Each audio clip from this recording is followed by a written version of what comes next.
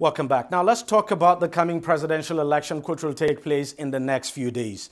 18 candidates will be on the ballot for the election, and they'll be jostling for the votes of over 90 million Nigerians who are eligible to vote in the election. In fact, what INEC has given is 93,469,008 eligible voters. That's a number of people now, registered voters who would be voting in the election. Now, among the 18 presidential candidates, 3 of them are widely considered front-runners. We have Bola Tinubu of the APC, who, of course, is from Lagos State. There's Atiku Abubakar of the PDP from Adamawa State. And then you have Peter Obi of the Labour Party. So it's a 3-horse race, unlike in past presidential elections, when it was always between the 2 dominant political parties in the country, the APC and the PDP. This time, this man, Peter Obi, has been able to catapult his party, the Labour Party, into national reckoning within a very short time. So Bola Tinubu of the APC and Atiku Abubakar of the PDP both have a very tough race in their hands. So we're going to take a short break now, and when we come back, we'll try to do some explainers. Stay with us, don't go away. Opinions are free, facts are sacred, but truth is universal. How, in practical terms, can we, for instance, de-escalate the tension? President must see himself as the president of the Federal Republic. We know where the enemy is. 3 places, the Lake Chad Basin, the border area between Nigeria and Cameroon, and then the Sambisa Forest. On DEJI360, we give you a complete dose of everything. Opinion, facts, and undiluted truth. I hardly believe what politicians say in this part of the world. A new Nigeria is possible, a future is possible. We delve into the issues, dissect it so that you can understand it, and use it to take action.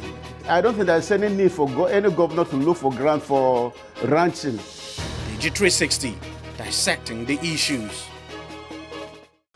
Welcome back. Now, the question is, how is this election likely to play out? And that's what we'll be doing in the next few minutes. And I have joining me on the program right here in the studio, Libros Oshoma, who is a political affairs analyst and also a lawyer. Libros, thank you very much for coming on the program as always. This would be, we've done this in the past, and it's so nice to have you here. And joining us via Skype from Abuja is Omori Aigbe, who is, of course, an election analyst. Omori, thank you very much for joining us on the program, and thanks a lot for your time. So let's look at what we have here. Libros, you can see what we have here. This is the this is the total number of registered voters now for the 2023 presidential election, or general election, I should say, broken down now into the various senatorial, the various geopolitical zones. So in the northeast, you have Borno, total number of registered voters there, 2.5 million. That's 2,513,281. So you have Gombe, you have Borno, Adamawa, Yobe, Bauchi, Taraba. And then in the northwest, you have Jigawa, Kaduna, Kano, Katsina, Kebbi, Sokoto, Zamfara. And then north central, there's Benue, 2.7. You have Kogi, 1.9. Kwara, Nasarawa, Niger, Plateau. FCT is also in the north central. And then you have Ebonyi, Abia, Anambra, Imo, and Enugu. You take a look at the registered voters here. The number's not really much, but then look at that number in Anambra State is really high, 2.6 plus. And then Imo as well, 2.4. And okay, now we seem to be having a problem with with our screen. But very quickly, Libros, you look at these numbers. The southeast, we're still going to talk about the southwest now. You look at the numbers. What do you think? Yeah, you see that unlike before, you look at this, let me start from the southeast. You know, unlike before, what we had before, this is quite impressive. You know, the southeast before now, it was easy for people to say, even though the numbers is still, you know, lower compared to the northeast or the northwest. But you'll find out also something is very unique here. You'll find out that the southeast has about just 5 states. You know, the North Central has about 6. Yes. All others have 6. All others have 6. And so, six. if you look at these numbers, you have 4 point something million for Kaduna, you have 5 point something million for Kano, But for the first time, you're having, Abia 2.1 million, Anambra 2.6, Imo 2.4, and Enugu 2.1, which is very, very And then let's look at this, the Southwest. Lagos, okay, we quickly talk about South. Before you go to the South, apart from Lagos and Ogun, every other states, in this Southwest, you just have 1.9, 1.1, 987, 1.9 also for Ondo. So if you take out Lagos, you would say that the population, the registered voters in the Northeast, for the first time has exceeded that one of the Southwest. The South, Rivers, Delta State, and Akwa Ibom, had all consistently maintained these figures. You have Rivers, Delta, Edo, Akwa Ibom, and then Rivers had maintained these figures. But unfortunately, now you have Cross River State, even the number of registered voters, growing higher above that of Rivers State. But the unique thing about all of this is that while that of Rivers, you have 1.5 million registered voters, on the day of election, you have close to 1.5 million votes. Unlike these other states in the Southwest, usually you have maximum, you have about 50% turnout of voters. Okay, let me come to you, Omori. You look at these numbers. What exactly do they tell you? Thank you, and thanks for having me. What it tells me is the usual norm. The Northwest continue to dominate in terms of total number of registered voters. Kano, remarkably high. Kaduna, Katsina, those are states historically that has always been very high. As my brother talked about, outside Lagos, you literally will find the list of the state. The list of the state with registered number of voters is in the Southwest, Ekiti.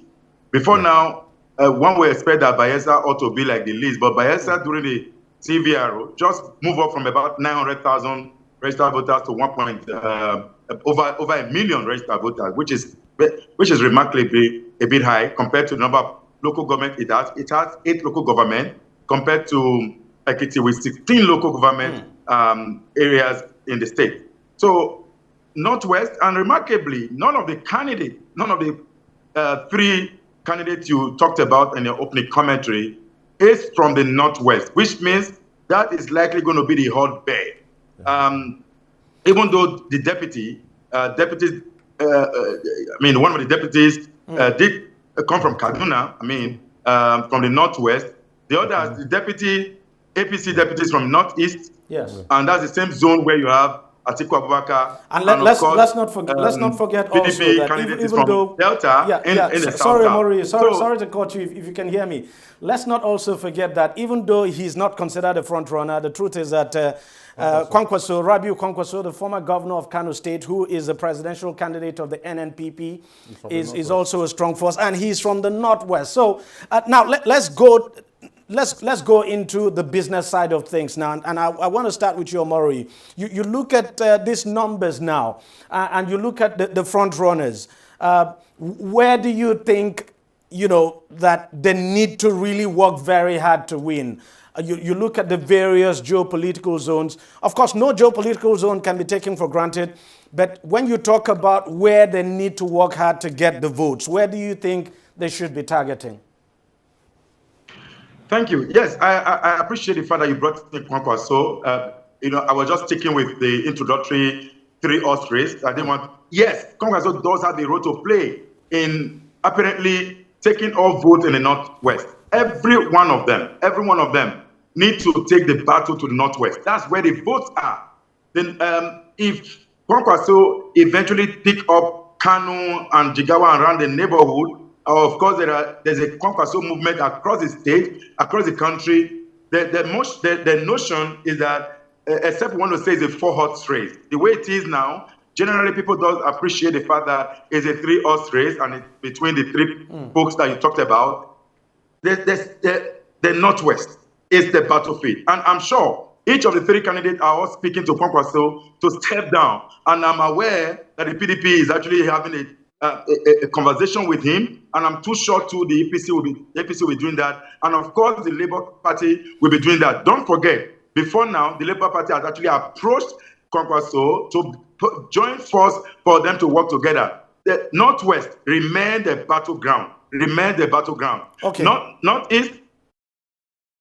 Okay, just hold on. Let me come to you, Liberals. He did talk about the other political parties now talking to Kwankwaso, and I'm wondering, is it not too late in the day to do that? Because as we speak now, I mean, Kwankwaso cannot, can he step down from the race? You can't have a replacement. So what difference do you think it will make? It's too late in the day. It's not too late in the day. We are all witnesses to an election in Lagos where the governorship candidate of a party... No, because I'm saying his name will still be on the ballot anyway, even if he steps down. Yes, but we're here when a governorship candidate of a political party became a returning officer for his opponent on the day of election. In Lagos here. So, like politicians will say, 24 hours is a long time in politics. No, I'm just wondering, but you will still have his name on the ballot. I agree, but definitely you're going to have some invalid vote for people that would vote for him. But also that does not take away the fact that, if he's able to talk to his followers, that will, depending on the numbers, that will still be a plus to whoever he aligns with. And if you look at why the Northwest will be a battleground, Kwankwaso, we all agree, from the Northwest. The Northwest alone have 7 states. The Northeast has 6 states. The North Central has about 6 states also. The least zone with the least state is the Southeast. And then if you look at the lowest number of registered voters is from Zamfara. That is 1.9. Close to, I think, about 700 difference from the number of highest voters in the Southeast. And then, like we said, in the Southwest, apart from Lagos, the next is Ogun, I think about 2-point-something million. Yes. That's 2.6 million. So when you look at all the numbers from the Northwest, apart from Zamfara, which has 1.9, you have 2-point-something million, 3-point-something, 4-point-something, and 5-point-something. So it is a battleground, and considering the fact that the Kwankwaso and the Kwankwasia movement is very popular in Kano and around Kaduna, the Kaduna Aziz. And also, you have a few governors from these areas who are also coming for a second term. The Northeast, you have the running mate of the APC candidate who is from the Northeast, from Borno, and then you have the PDP presidential candidate who is from Adamawa, even though he was elected as a governor but wasn't sworn in because of he was eventually elevated as a running mate. He's been very instrumental in the politics of Adamawa. Now let me then the running mate to the Labour candidate is from Kaduna. Kaduna, yes. And then the governor of Kaduna State had been consistently on ground for his political party. So how that will pan out, like in Katsina also is the home of the president. And how that will pan out also depending on what the political parties are ready to give and take. And probably depending on the influence that the president would want to exert. But let me ask you this. Let me come to you, Omori. Can we assume that the 3 front runners would be able to win their respective zones? That's an assumption. It's an assumption because... How dangerous an assumption is that? Because, you see, usually people, I don't want to bring religion into this. Usually, you may think that you're popular at home. You can actually lose your home front. It's very rare. It's very easy to do that. We've seen where a former presidential aspirant lost his own state. Popular candidate lost his own state and eventually to the opposition. So, in all honesty, there is a new dynamics in this election. And just as my brother talked about, 24 hours, anything can happen. Anything can happen. A few months ago, about November, December, nobody thought that we'll be discussing Labour Party being a third force. Nobody talked about it. We all thought, it's the usual fancy. But now, it's becoming almost realistic that it's a third force that we are discussing this matter right now. In 3 days' time, if any of the candidates can win the heart, of Kwankwaso, it will be a game changer. And I tell you, all Kwankwaso needed to do is the usual mosquito campaign, sending it across. Anybody that loses his own zone is going to be detrimental. However, if you look at the candidate of the PDP, historically, Yobe is not the ground for the candidate. And meanwhile, Yobe is northeast. And Bonu is where you have the deputy to the APC candidate. APC candidate, if yes. that candidate eventually wins Bonu State based on that popularity and being a former governor, it therefore would mean that the candidate of the PDP, for you to win the northeast, you have to grab the other states. APC is government in power in Yobe, government in power in Bonu, government in power in Bauchi, in Gombe. If those plays out, it's possible that the PDP may not even win the Northeast. But that's not what directly I'm saying. I'm saying there's a tendency that you can lose your zone based on the peculiarity. But they can also turn around because of the poor governance that persons, particularly citizens of this country, have seen. Most people do not welcome the government at the state level. They feel that they've not performed optimally. And if that is the yearning of the people, it therefore means they are likely to vote against the party in power at the state level, giving another party the advantage it had. And that's across the board. That's across the board. Okay, I'm going to come back to you. Liberals, let me get your take on that. I mean, he said it will be detrimental to any of the candidates, the front runners now, to lose their zone. So how important is it, for instance, for these candidates to win their zones? You see, let me start from the southeast, for example. Yes. Southeast, ordinarily, you say, is a traditional ground for the PDP. But in the last 3 months, you've seen the Obi-Kerenke movement that has swept across, especially the campaign that swept across the southeast, Anambra. We should not forget that's a zone that had always agitated for the presidency. And exactly. For them, this is like a big opportunity. That the presidency should return should be zoned to the southeast. Yes. And then you have the traditional politicians from the zone who believes, no, let us stick with the PDP. And then you have the younger people, majority of them, and the traders who believes, no, this is our turn and we must take it. And then also, mind you, one of the, the G5 governors is from the southeast. Is from two of them, one from Abia, one from Enugu. Even though you would say that they are traditionally not the owners of the structures of the party in those states, but they still with a few influence. But so it will be easy. It will be easy if care is not taken. It is for the PDP to lose, and I see the Labour Party clearly taking the southeast. Okay. North Central. No, let's quickly talk. I'm really not talking about North Central. Can we just talk about southwest? And the southwest, for example, it is common that the candidate of the APC, Bola Ahmed Tinubu, has consistently, gradually, starting from Lagos, and has, taken over almost the entire south. All the states are PDP, with the exception of Oyo State. And now the Oyo State governor is given the impression that he's supporting the APC the Oyo State governor is going for a second term, and Oyo has been a traditional battleground where they do not ordinarily return a governor for a second term. But going for second term, he will want a little from here and a little from that. And so he would want to give a few supports to the traditional party in his zone. And so I would see the APC clearly taking a lead there. The South, you will look at Delta. Okay, and Osun is also PDP. Osun is PDP, but because of the crisis, you remember we discussed Osun election, the Aregbesola factor, and the narrow margin that the PDP used to win that state. Yeah. So it's still not yet to huru for the PDP to say they'll traditionally take care. And then the South, we've never really talked about the South. Yes. And Delta State. You think it's going to be a battleground state as well? Yes. Even when the deputy, the vice presidential candidate I speak to you of now, the PDP is from the South. As I speak to you, the PDP, the PDP house in Delta State is in disarray. They are not united. Remember the candidate of the governorship candidate of the party. There's been a running battle between the Ibori faction of the PDP and the Okowa faction.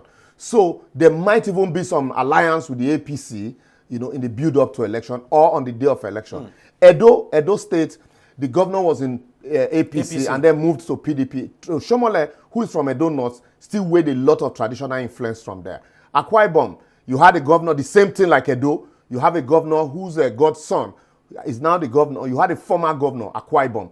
Whether Akpabio is still able to wield a strong influence from them, mind you, he's on the ballot for senatorial. Yes. And then Bayelsa, you have the former president from Bayelsa, even though he's not been playing active politics. And for Bayelsa... And then you think, you look at what happened in the governorship election, yes, where exactly. the APC won, but and the Supreme Court, by the court. Yeah, exactly. So they would probably want to make, inroad and maintain a consistency there in the build-up to the next election. You don't think the current PDP government in that state would have consolidated their hold? And I doubt how well they probably would have consolidated their hold in that state, considering the fact also that the states, that's why the numbers rose from about 900 and something to over a million registered voters.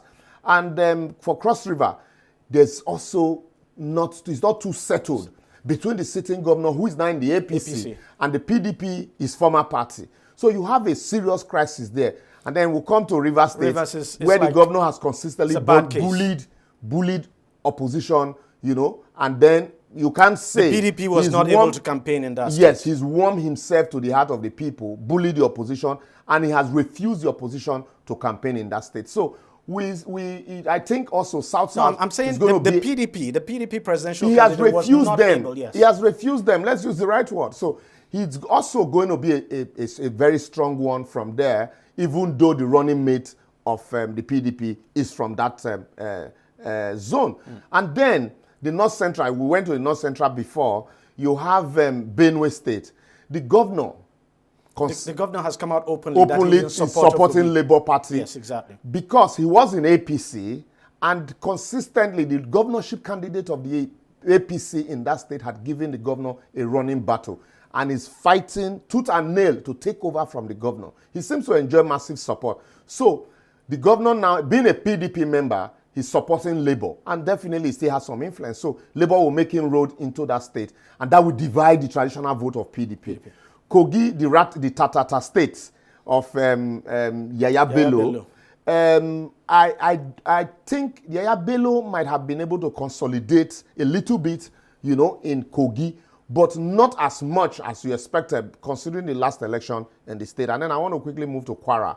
Kwara, you still have the Saraki factor, and then the current governor, even though, there's still some form of, he needs to. A lot of people are not too happy, even though he's done well, but not as expected. Not as expected. Nasarawa, the same. Sorry, remember I said North West had 7 states. North Central also had 7 states. 1, 2, 3, 4, yes, 5, 6, 7. 7 states. No, FCT is not a state. Anyway, FCT, so let's discount FCT. Yeah, but even though it's not a state, you still enjoy the trappings of a state, even though the minister is appointed by the president. So Nasarawa, I would take Nasarawa and the FCT together, because Nasarawa is almost an extension of the FCT. And even though traditionally also, you have a governor there who is running for a second term, and the APC governor is running for a second term. In Niger State also, I think you have the APC governor who is also running for No, he's not running for a second term. He's doing his last term. Yeah, the Plateau State is the campaign DG. There'll be new governors in Niger, and Plateau. The campaign DG of the APC candidate is from Plateau.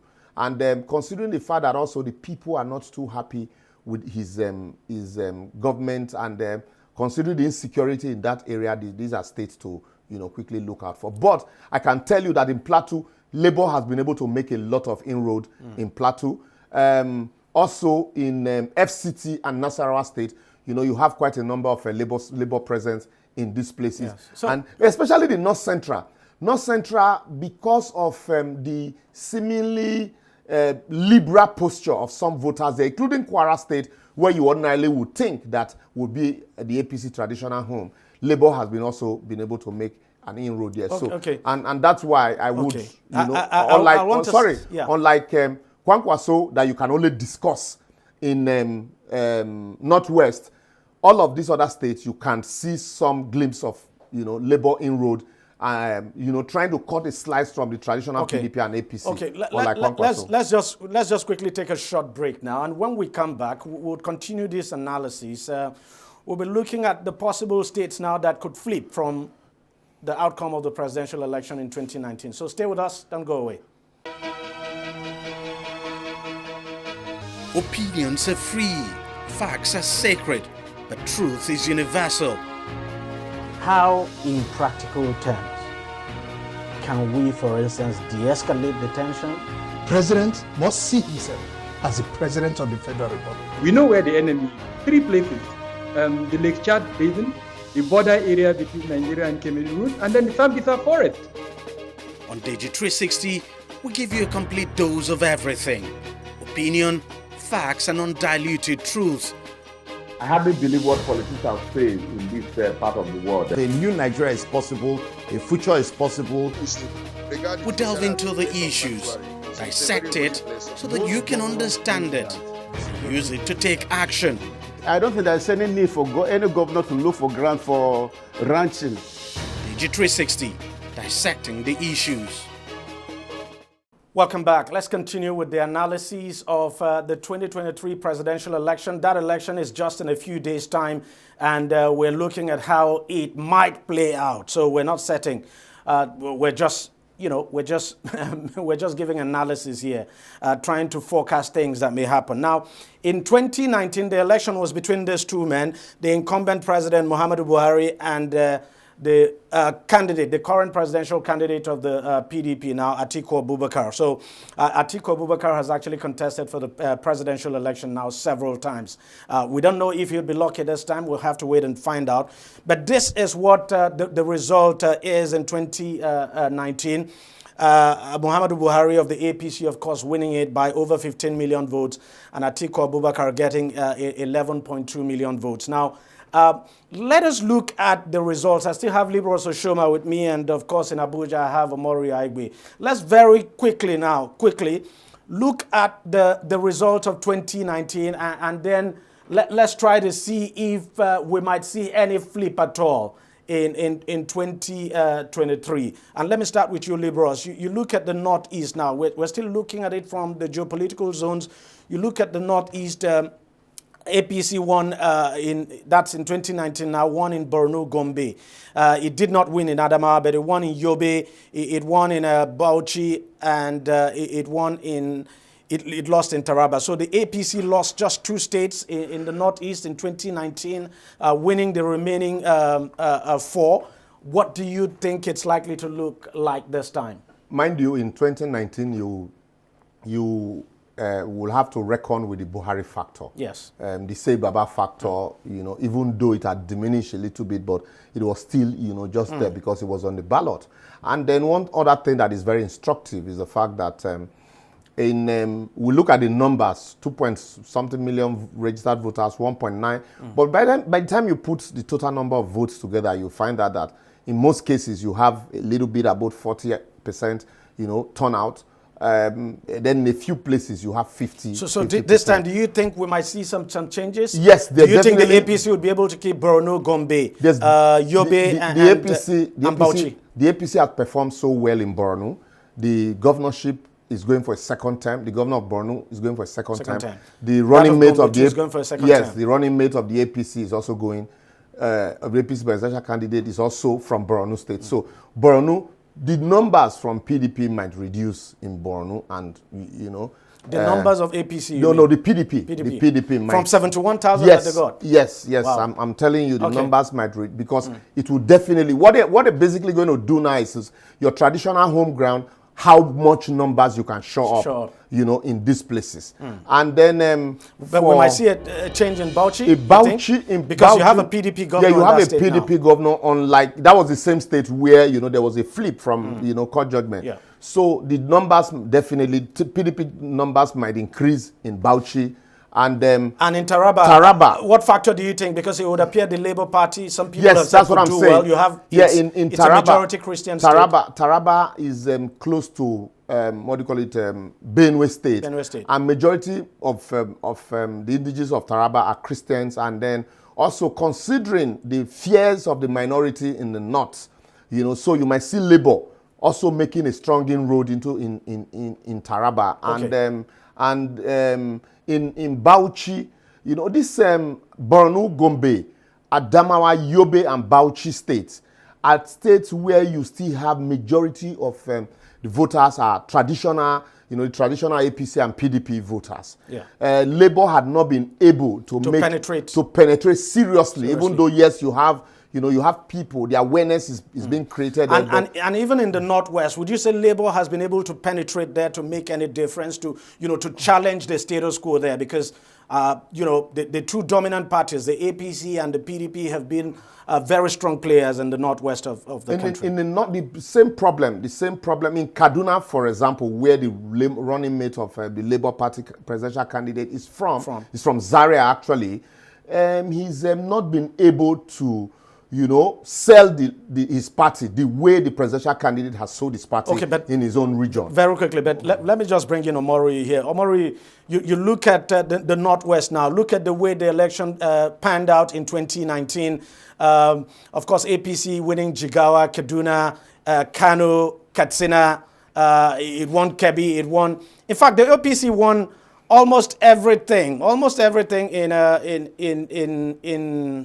in the Northwest, yes, everything.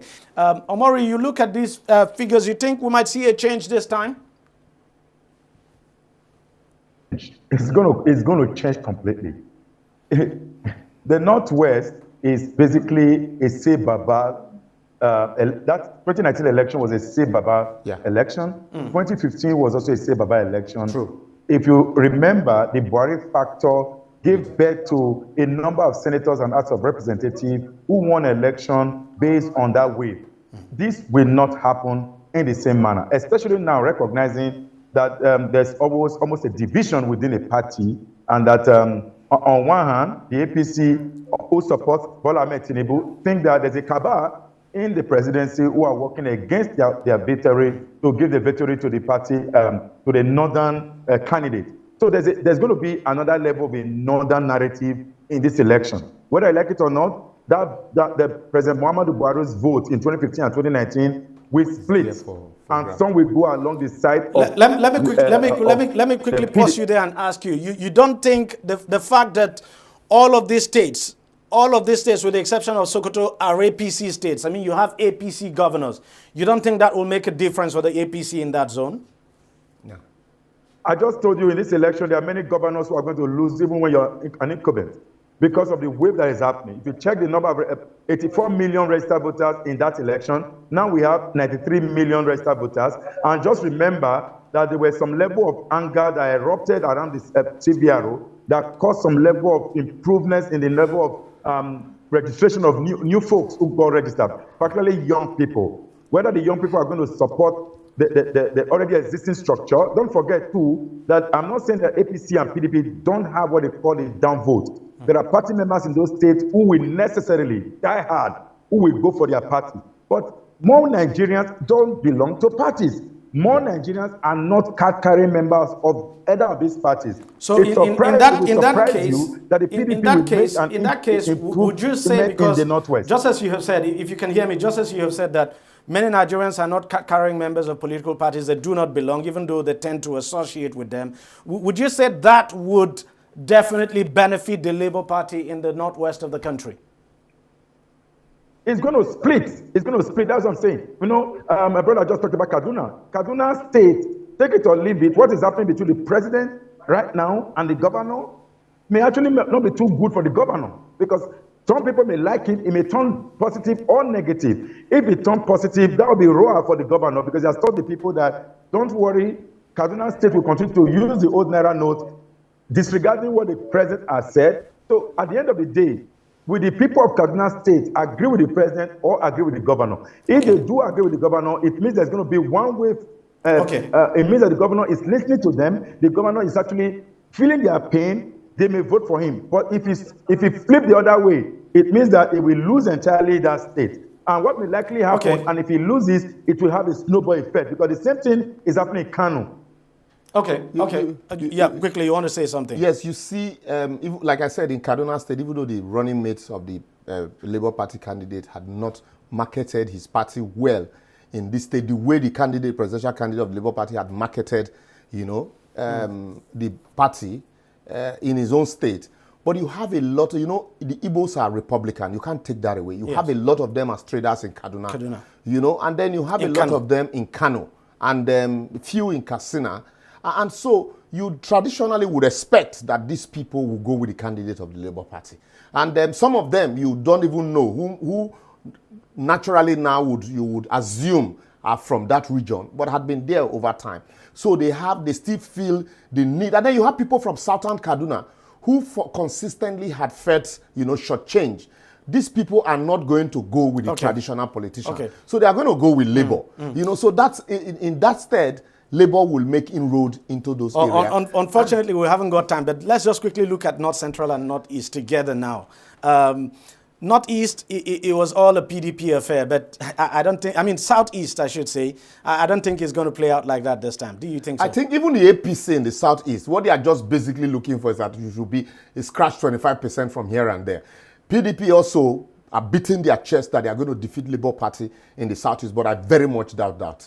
I doubt that because even some of the candidates in the major parties are campaigning with the Labour Party presidential candidate to boost up their acceptability, you know, from their party. You have some people from ABGA also who are using the Labour Party candidate, presidential candidate.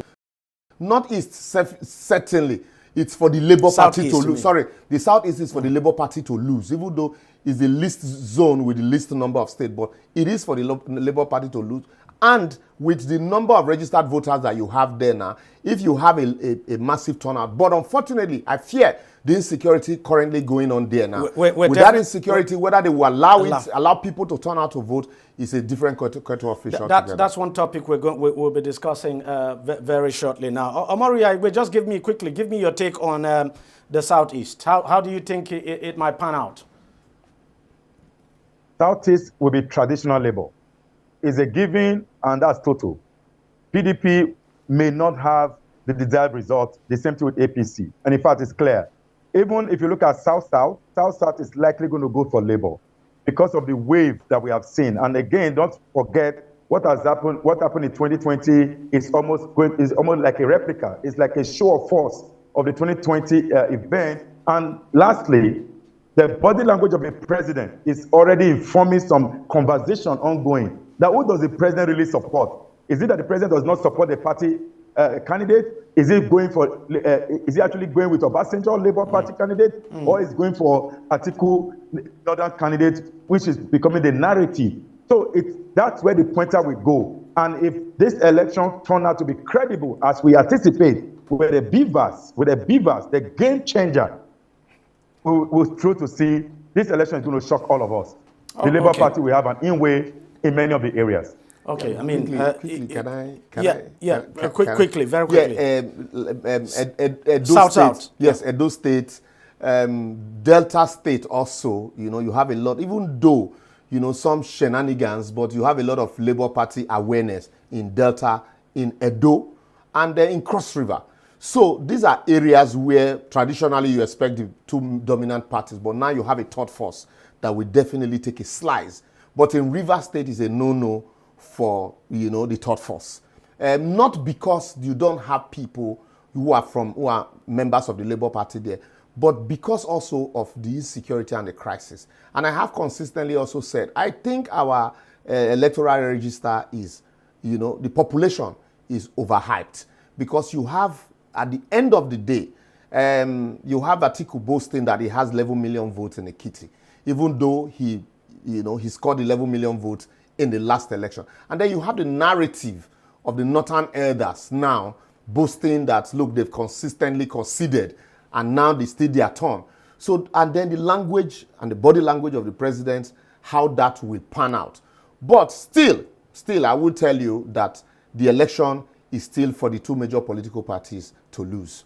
Because when we look at the spread generally, the Labour Party has been able to make a lot of inroad in the South and then in the North Central. But in the core northern states, you know, they've not been able to do so well the way they have done well in the South. But a few days from now, we'll tell if they can really hit the ground running in those places. Yes, and of course, I just want to let you know that after that election, we'll be back here to do an analysis now of the outcome and who has won and who has lost. So I want to thank you, gentlemen, for coming on the program. Libros Oshoma, a political affairs analyst and a legal practitioner, thank you for doing this with us yet again. And thank you so very much for your time. And of course, in Abuja, Omoru Yaigbe, thank you so very much for your time. Thank you so much for your insights. Thank you. We appreciate it. Well, we'll take a short break now, and we'll be right back to continue discussions now around the 2023 general election. Stay with us, don't go away. Opinions are free, facts are sacred, but truth is universal. How, in practical terms, can we, for instance, de-escalate the tension? President must see himself as the president of the Federal Republic. We know where the enemy is. 3 places. The Lake Chad Basin, the border area between Nigeria and Cameroon, and then the Sambisa Forest. On DEJI360, we give you a complete dose of everything. Opinion, facts, and undiluted truth. I hardly believe what politicians say in this part of the world. A new Nigeria is possible, a future is possible. We delve into the issues, dissect it so that you can understand it, and use it to take action. I don't think there's any need for any governor to look for grant for ranching. DEJI360, dissecting the issues.